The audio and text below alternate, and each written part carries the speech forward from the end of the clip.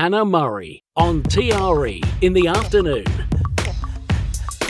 Joining us on the line now is Cathy Curtis, the author of 4 previous biographies of notable 20th century women in creative fields. Her latest is Fearless, a biography of Edna O'Brien, an iconic literary figure best known for her groundbreaking novel, The Country Girls. Welcome to the show, Cathy.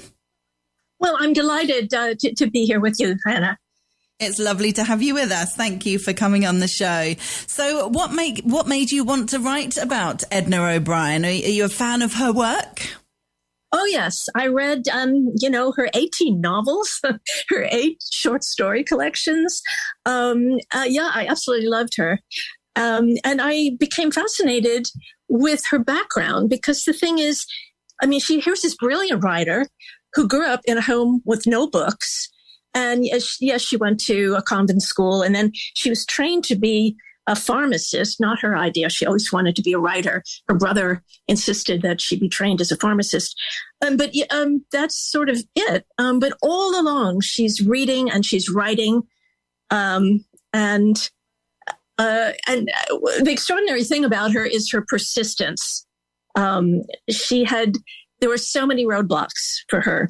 Yeah, she was determined. Including her marriage.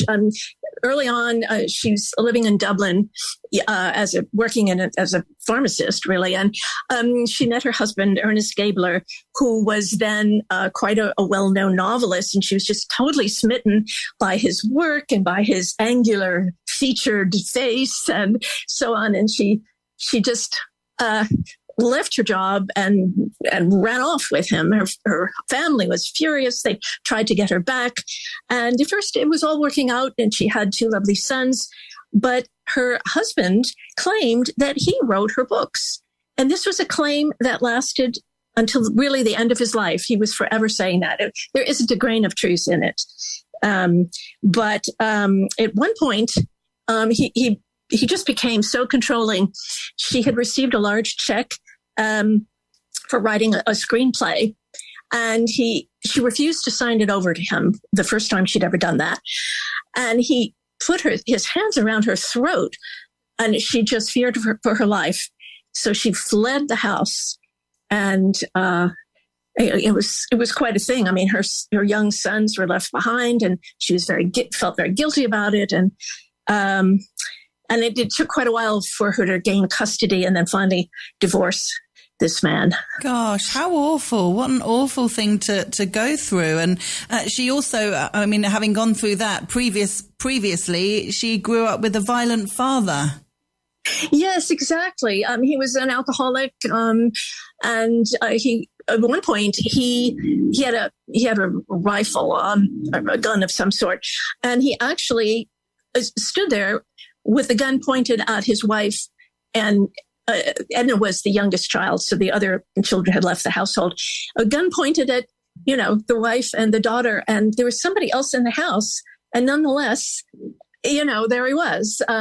So he'd periodically be sent to dry out, and he'd come back, and then even her mother, who she was very, very close to her mother as the last child, and she used to, as a child, write her stories on her mother's forehead. And she always thought her mother loved this. Well, after her mother's death in 1977, she discovered that the Country Girls, which had been dedicated to her mother, she loved this woman. Her mother had deeply crossed out all the passages that she found unacceptable. And she even crossed out the dedication, and then she buried the book in an outhouse. What?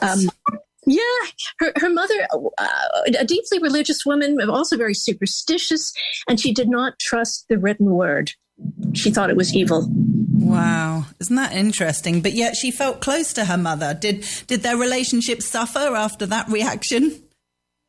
Well, the mother was already dead, you see, when Edna discovered this. Her mother died. Oh, I see. Oh, goodness. Yeah. So it was a terrible shock. She was back in Drumgranny, in County Clare, where she'd grown up in this rather nice house. So Yeah. Awful shock.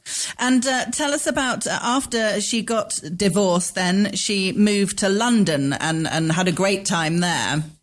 Well, she was already living in London because Ernest, her husband, had decided that his fortunes would be bettered in London. So she was there. And then, oh boy, she had the time of her life. She had an effervescent personality, at least in public. And she was on all the talk shows and she gave parties and there was lots of, pot and alcohol. And then she had all these, I must say that they were, relationships that she just had, one at a time, but relationships with a whole bunch of often rather famous men who were almost always married. So none of these relationships worked out.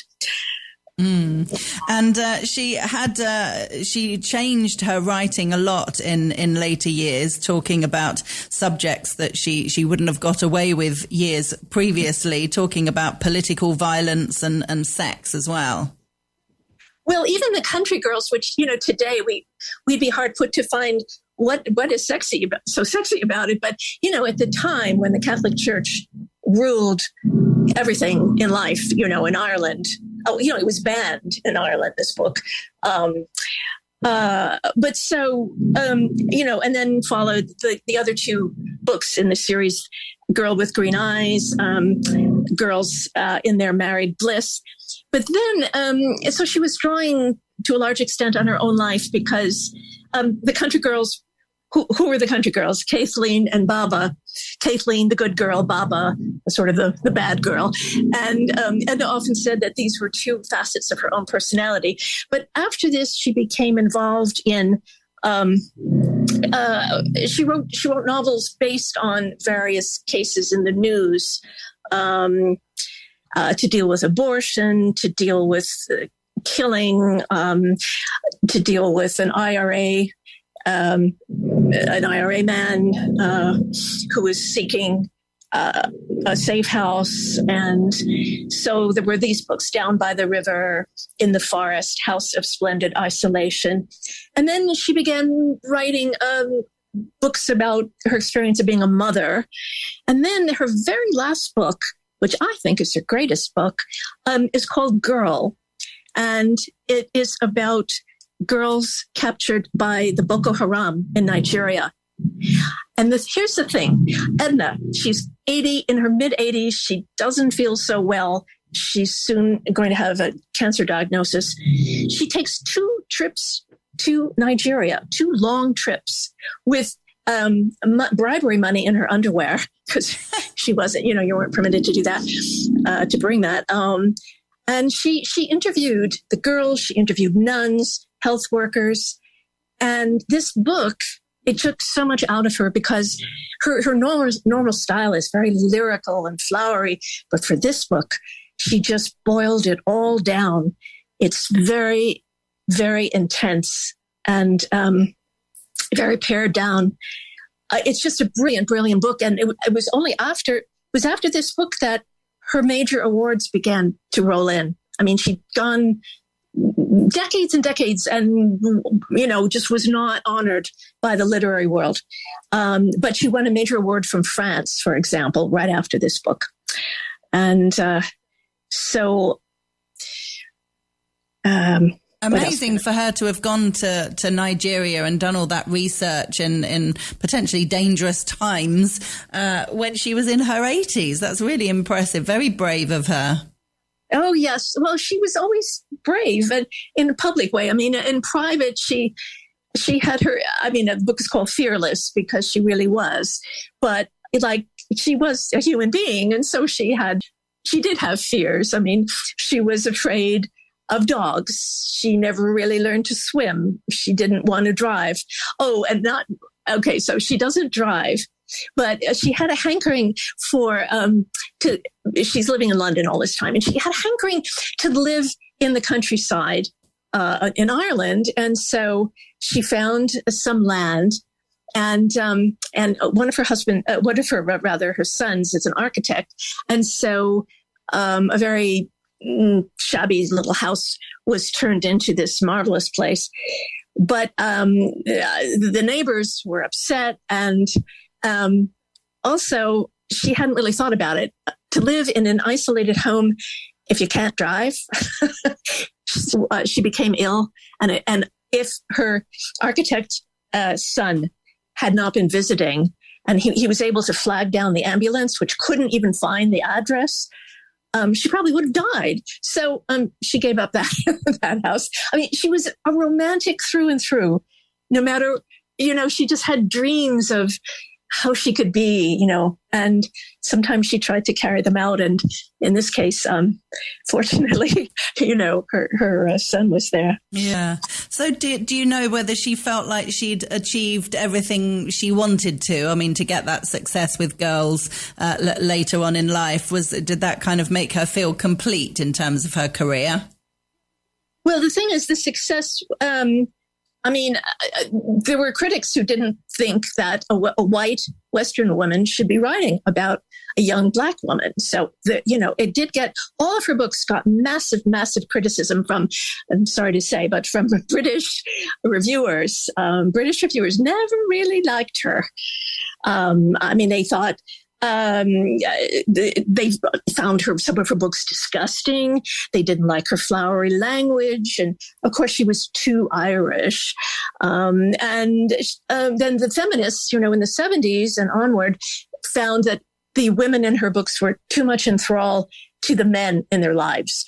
These critics wanted Edna to write some woman, who would stand up to men and so on. But the thing about Edna's writing, she said this over and over, she wrote about people as they are. She did not proselytize. She did not, write books about how people ought to be. She was a marvelous observer of people and a very intuitive person. And so, she had the passion, the insight, the empathy, and the wisdom to write extraordinary books. Yeah, I bet, I'm sure if a lot of Brits would pick up her books today, they wouldn't be at all disgusted and would be very much impressed. I hope so, yes. Well, if people want to get a copy of Fearless, a biography of Edna O'Brien, it's available on our website, TRE.radio, and it's by Cathy Curtis, who we've been chatting with. Cathy, thank you so much for joining us. Thank you.